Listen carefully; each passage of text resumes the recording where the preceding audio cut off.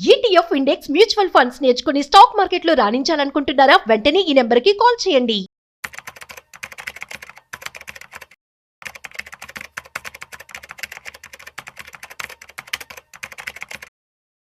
The king of good times Kingfisher chairman Vijay Mallya ఎందుకు పారిపోయారు?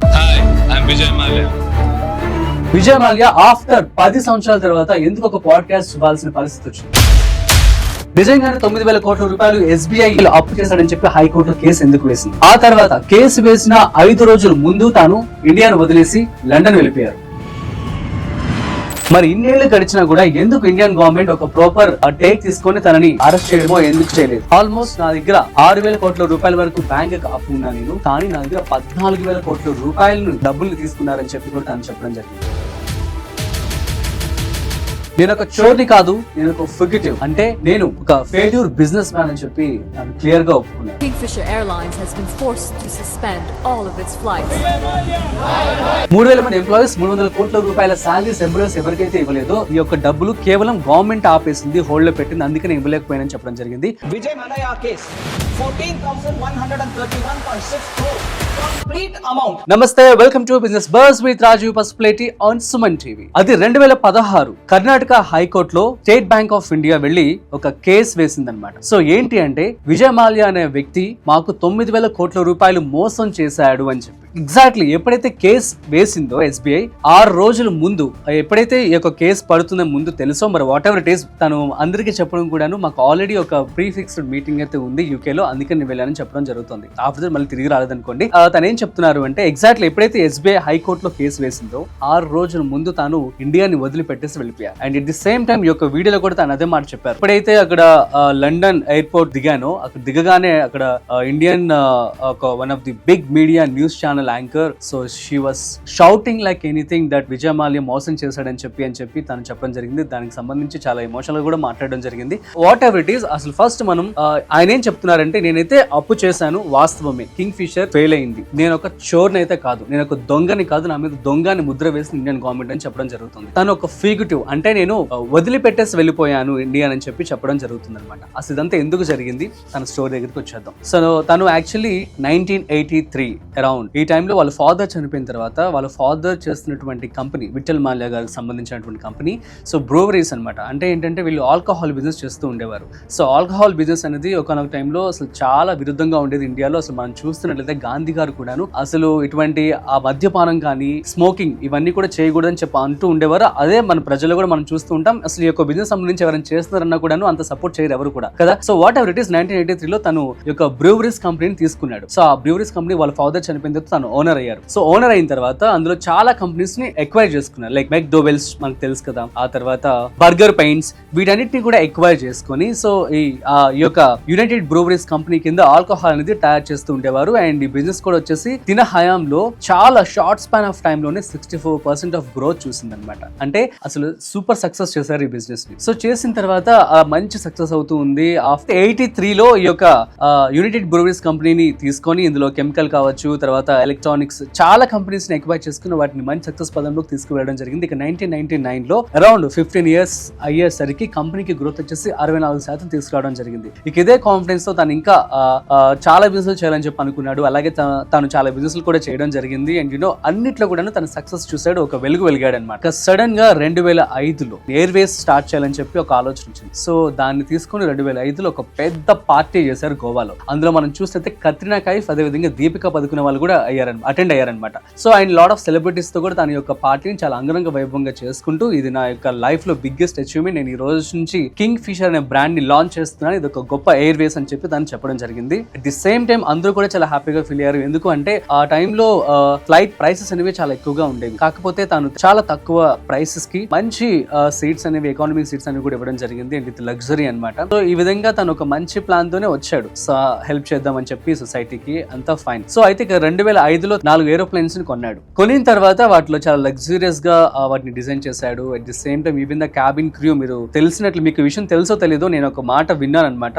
అప్పటి వరకు క్యాబిన్ క్రూ ఎవరైతే ఉన్నారో అందరూ సారీస్ కట్టుకుని ఉండేవారు, మన ఇండియన్ వాళ్ళందరూ కూడా. కానీ ఎప్పుడైతే ఇతను విజయ్ మాల్యా వచ్చి ట్రెండ్ 2005లో, సో చాలా పాష్ గా వాళ్ళందరికీ కూడా మంచి కమ్యూనికేషన్ అని చెప్పి, సో సూపర్ ట్రైనింగ్ ఇచ్చేసి వాళ్ళ కాస్ట్యూమ్స్ అన్ని కూడా చేంజ్ చేయడం జరిగింది. ది సేమ్ టైం నేను విన్న వార్త ఏంటంటే అందరికీ కూడా ఇంజెక్షన్స్ ఇప్పించి మరి కలర్ తెప్పించారంట. విషయం నాకు ఎవరైతే కింగ్ ఫిషర్ వీటిలో పనిచేశారో, ఐ మీన్ స్కిన్ కి సంబంధించి కేర్ కాబట్టి ఈ విధంగా చేశారట. అవన్నీ పక్కన పెట్టేస్తే ఈ యొక్క బిజినెస్ అనేది ఈ విధంగా అంత మంచిగా తను రన్ చేసుకోవడం జరిగింది. తను ఆల్రెడీ చాలా బ్రాండ్స్ కి అదే విధంగా బ్రాండింగ్ చేశాడు, మంచిగా తను సక్సెస్ తీసుకుని రావడం జరిగింది. అలాగే కింగ్ ఫిషర్ కూడా హిట్ అవుతుందని చెప్పి అనుకున్నాడు. కానీ ఏమైపోయిందంటే తనకి ఎక్స్పెన్సెస్ అనేవి చాలా ఎక్కువైపోయి లాసెస్ లో వచ్చేసింది కింగ్ ఫిషర్ అనేది. సో కింగ్ ఫిషర్ మొదలైన ప్రతి సంవత్సరం కూడా తనకు లాస్. ఇయర్ వైజ్ ఎంతెంత లాస్ వస్తుందో చెప్తాను చూడండి. 2005, 2006కి చూస్తున్నట్లయితే మనకి కింగ్ ఫిషర్ కి లాసెస్ లో 341 కోట్ల రూపాయలు రావడం జరిగింది. అదేవిధంగా 2007లో 706 కోట్ల రూపాయల లాస్, 2008లో 213 కోట్ల రూపాయల లాస్.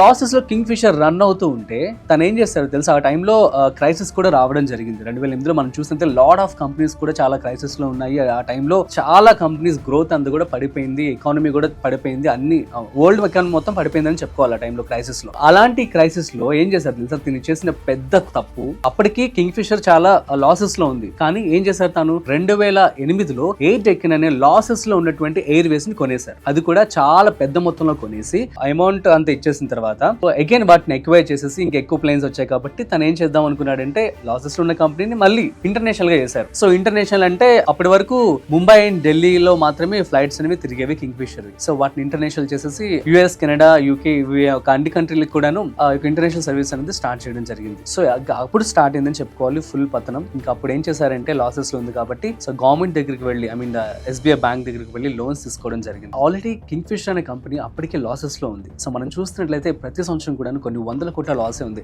బట్ ఎందుకు ఎస్బీఐ ఇచ్చిందంటే తన మీద నమ్మకంతో, ఎందుకంటే తను ప్రీవియస్ గా తను చేసినటువంటి బిజినెస్ కావచ్చు, ఒక వెలుగు పొందిన వ్యక్తి అనమాట. అందుకని చెప్పి ఎస్బీఐ అనేది లోన్స్ ఇవ్వడం జరిగింది. అదే కాకుండా సో ఇంకొక అలిగేషన్ కూడా ఉంది తన మీద. ఆల్మోస్ట్ 17 బ్యాంక్స్ దగ్గర నుంచి తను అప్పు తీసుకున్నారట. సో తీసుకొని ఎప్పుడైతే ఇంకా లాసెస్ లో వస్తుందంటే ఆబ్వియస్లీ వాళ్ళు ఇంకేం చేయలేరు కదా. 2008 వరకు 213 కోట్లు, 2009లో మనం చూస్తున్నట్లయితే 1371 కోట్ల రూపాయలు లాస్, 2010లో 1290 కోట్లు, 2011లో 936 కోట్లు. స్టిల్ ఎస్బీఐ వాళ్ళకి ఎంత అడిగితే అంత ఎప్పటికప్పుడు కూడా అప్ అనేది ఇవ్వడం జరిగింది మాల్యాకి. సో ఇక 2012లో ఇంకా biggest crisis, crude oil rates అన్ని పెరిగిపోయి నా కంపెనీ లాసెస్ లో ఉంది, ప్లీజ్ దయచేసి క్రూడ్ ఆయిల్ యొక్క కాస్ట్ ని తగ్గించండి అని చెప్పి అడగడం జరిగింది. సో స్టిల్ గవర్నమెంట్ ఎవరు రెస్పాండ్ అవ్వలేదు. సో ఆ టైంలో ఇంకా లాస్ అని చెప్పుకోవాలి. ఇక 2012కి ఇంకా ఎంప్లాయీస్ వాళ్ళందరూ సాలరీస్ కూడా ఇవ్వలేకపోయారనమాట. సో ఆల్మోస్ట్ 3000 మంది ఎంప్లాయీస్ కి 300 కోట్ల రూపాయల సాలరీస్ ని ఇవ్వలేదన్నమాట. డబ్బులు పాపం ఎంప్లాయీస్ అందరూ ఆ టైంలో మీరు చూస్తున్నట్లయితే ఇప్పటికి ఒక ఎయిర్ హోస్టెస్ అనమాట. సో వాళ్ళు ఒకేసారి అలా లాస్ అయిపోయేసరికి వాళ్ళందరూ కూడా ప్రెసెంట్ చాలా మార్కెటింగ్ జాబ్స్ అండ్ ఆ జాబ్స్ ఈ జాబ్స్ అని చేసుకుంటూ ఉన్నారు. So actually they all went with a hope. And ఇంకొక విషయం, ఆ టైంలో ఎవరైతే బ్రాండ్స్ అందరూ ఉన్నారో ఆ యొక్క ఎంప్లాయీస్ అందరూ కూడాను చాలా సఫర్ అయినా చెప్పాలి. ఇప్పటికీ కూడా వాళ్ళు రికవరీ అవ్వలేదని చెప్పుకోవాలి, just because of this Vijay Mallya చేసినటువంటి ఈ పనికి.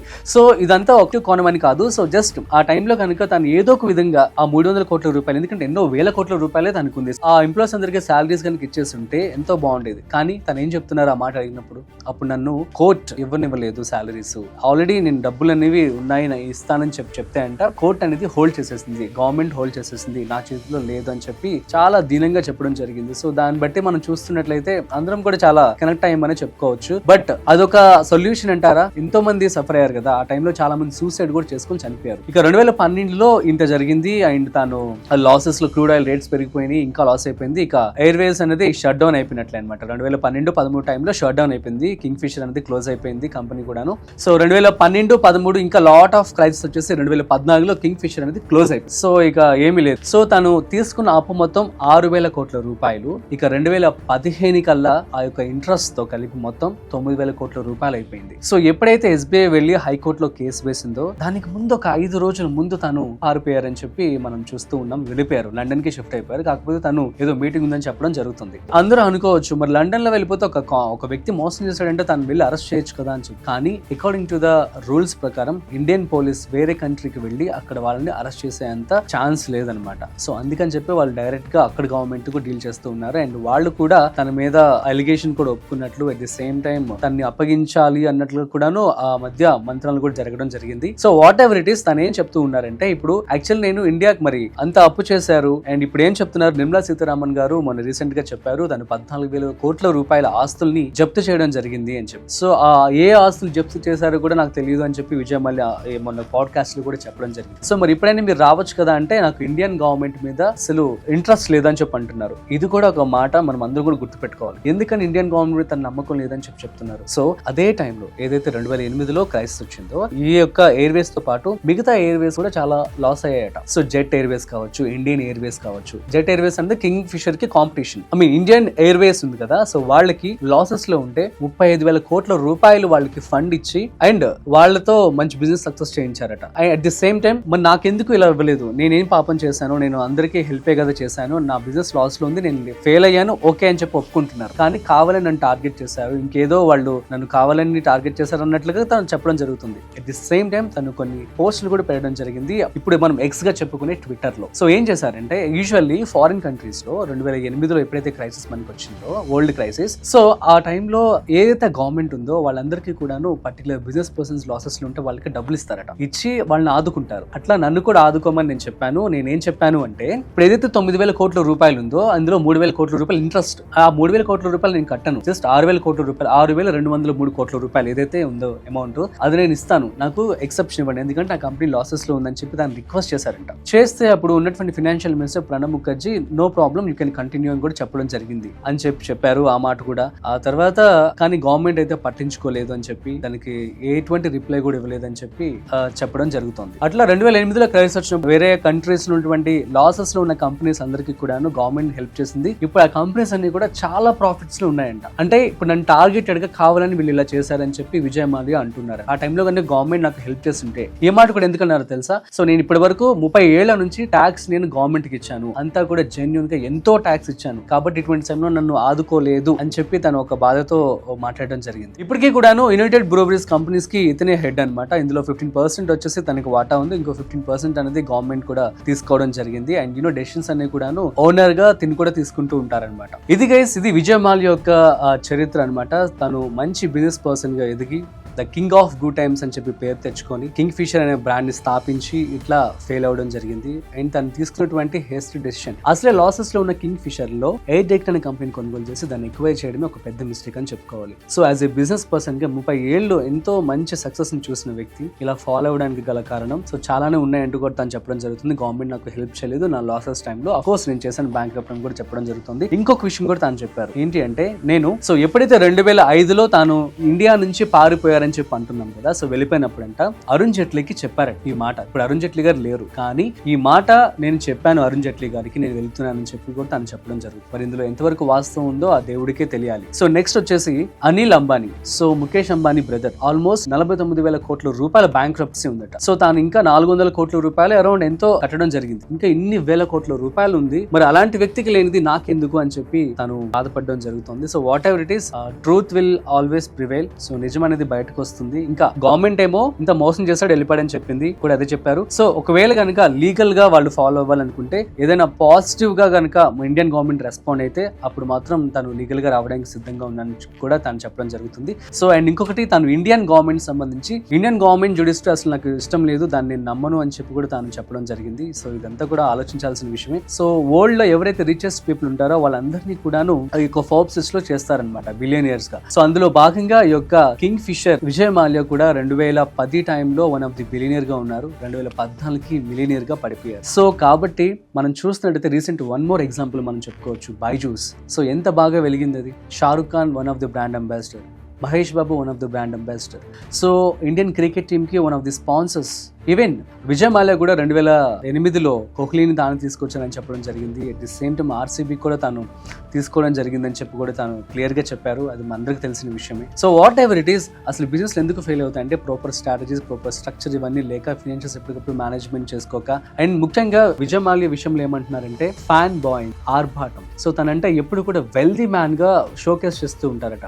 సో బంగారం కావచ్చు, తర్వాత తన బట్టలు, తన cost of cars, bungalows, parties ఇవన్నీ కూడా తను ఎక్స్పోజ్ చేస్తూ కావాలని బిల్డప్ చేస్తారని చెప్పి కూడా ఒక టాక్ అయితే ఉంది ఆయన మీద. అలా వెల్తీ ఎక్కువ చూపించడం వల్ల ఇప్పుడు ఏమేమి చూసారా, గవర్నమెంట్ నమ్మలేదు అతని దగ్గర డబ్బులు లేవు అన్నా కూడా నమ్మలేదు. సో తన ఆస్తులను కూడా జప్తు చేయాల్సిన విషయం వచ్చింది. సో ఏదైనా సరే కూడాను ఒక బిజినెస్ అనేది బైజూస్ $22 బిలియన్ ఉన్నటువంటి కంపెనీ జీరోకి పడిపోయింది ఇప్పుడు సడన్ గా. మొన్న తన హౌస్ ని అమ్మి అప్పులు కట్టారట. సో ఇది ఎంత గౌరవం కదా. సో కాబట్టి ప్రాపర్ స్ట్రక్చర్, ప్రాపర్ ప్లాన్ తో ముందడుగు వేస్తేనే మనం బిజినెస్ సక్సెస్ అవ్వగలం. సో దట్ నెక్స్ట్ జనరేషన్ కి ఆ బిజినెస్ వెళ్తుంది. లేదు అంటే మీ ద్వారా ఆ నెక్స్ట్ జనరేషన్ కూడా సఫర్ అయ్యే ఛాన్స్ ఉంటుంది. So that's it guys. So Vijay Mallya ఒక హిస్టరీ మీ అందరికి అర్థమని చెప్పి అనుకుంటున్నాను. సో ఇలాంటి మరిన్ని కేస్ స్టడీస్ కోసం చూస్తూనే ఉండండి సుమన్ టీవీ. మరొక ఇంట్రెస్టింగ్ కంటెంట్తో మళ్ళీ కలుద్దాం. అండ్ వీడియో నచ్చినట్లయితే లైక్, షేర్ అండ్ సబ్స్క్రైబ్. అదేవిధంగా మీ యొక్క ఒపీనియన్ని కామెంట్ చేయండి. విజయ్ మాల్యా గురించి ఏమనుకుంటున్నారు.